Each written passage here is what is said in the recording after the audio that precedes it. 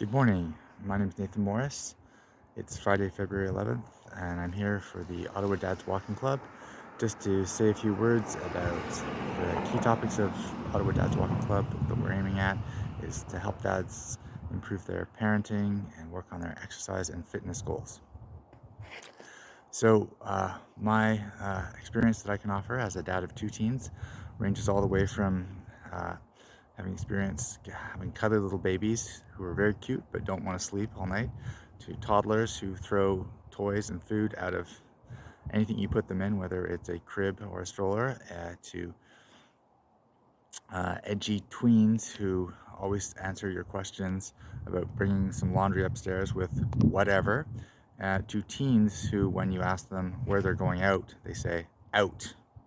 And that apparently gives you a good insight into how to find them if they don't come back. And so, of course, that's just my experience. The most important thing is all the other dads who are going to bring their experience too, and their stories, and we can compare notes, and maybe we can figure out some of the great solve some of the great mysteries of parenting, such as how can kids lose their new mittens the first week? How can your little kid survive when they literally eat like one bite out of the sandwich and everything else, the lunch just comes home? And the other mystery for tweens is your tween has answered, they've answered 10 messages from their friends and posted 20 comments on a whole bunch of different sites, but they can't give you a one-word answer about whether they're coming back from their friend's sleepover. So today's topic is boundary setting as a parent. Now, of course, boundary setting applies to all sorts of areas of your life. You're probably going to need boundary setting on a date. Don't touch me here. You need boundary setting with friends, and you need boundary setting with relatives and as you're making a dinner maybe. But today's setting is boundary setting with parenting. And one of the things that will surprise you if you're a new parent is, even if you and your partner do all sorts of research, talk to doctors, nurses, lactation consultants, and get all sorts of advice, friends, relatives, neighbors will always be telling you that you're doing it wrong. The way you're feeding your kids, the way you do nap time, the way you deal with the toy throwing out of the stroller behavior, everything you do is apparently wrong, and they know the right way, and they're going to drop that correct parenting approach on you. Now, there's two time points that you can do boundaries. You can either do it right away, right when you meet the person, or you can wait till they cross the boundary without knowing it. I think it's much fairer to tell them, as you walk up to the house, okay, by the way, uh, really appreciate the casseroles and the fruit baskets, but uh, the way we're doing feeding and nap times, that's something we feel very strongly about, and so just please don't try and advise us on the right way. I think that's a fairer way because they know that from the outset. But if you feel shy, you could also wait till people start giving you the advice. But the problem is once people get wound up and they're like starting their speech on their entirely correct worldview on nap time, because everyone's an expert apparently on parenting, um, it's sort of sometimes it's hard to break that full stride, and it's harder. Unfortunately, setting boundaries is not a one and done thing. The only way boundary setting works is if you set boundaries and then enforce them. And regrettably, sometimes the enforcement is even a bigger job than the setting. You might set the boundary once and then have to enforce it, you know, 10 times. And so how boundary enforcement works is, before the neighbor or friend comes over, you tell them, nap time is something we've got a clear view on, and please don't advise.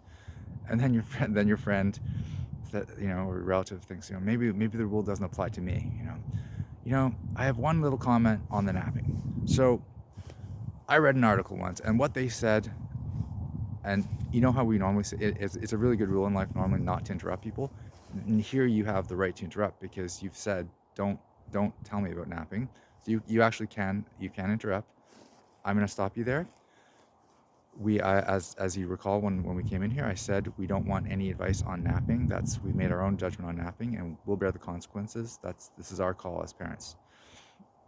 And so in a good situation, hopefully that boundary setting will work. Not everyone takes kindly to the setting of boundaries. Some people don't believe in boundaries. And so you might lose a friend or two. So people like, I did not appreciate being told like I couldn't tell you about how napping with kids works, and we're done. And so boundary setting, you might lose some friends and might lose some acquaintances. And there's also additional tiers of boundary setting. If that friend persists in lecturing you on nap time or how feeding works or what the best way to burp is, burp your baby, then you need to say, look, I'm not gonna invite you over if you can't respect my boundaries. And so that's the really hard line, and it might annoy some people, but at least you will have the peace and quiet of not being told how to raise your own kids. So thus ends the little chat on parenting ideas.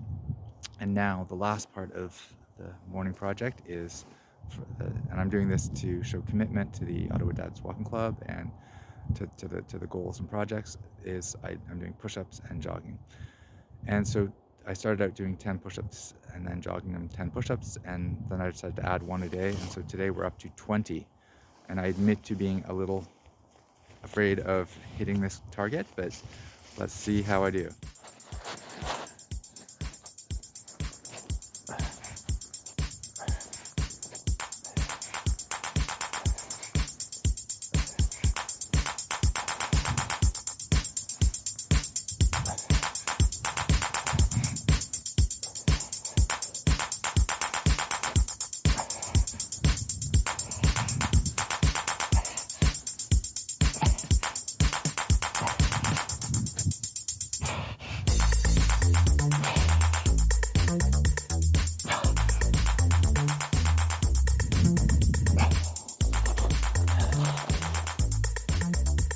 Thank you. This has been Nathan Morris for Ottawa Dads Walking Club.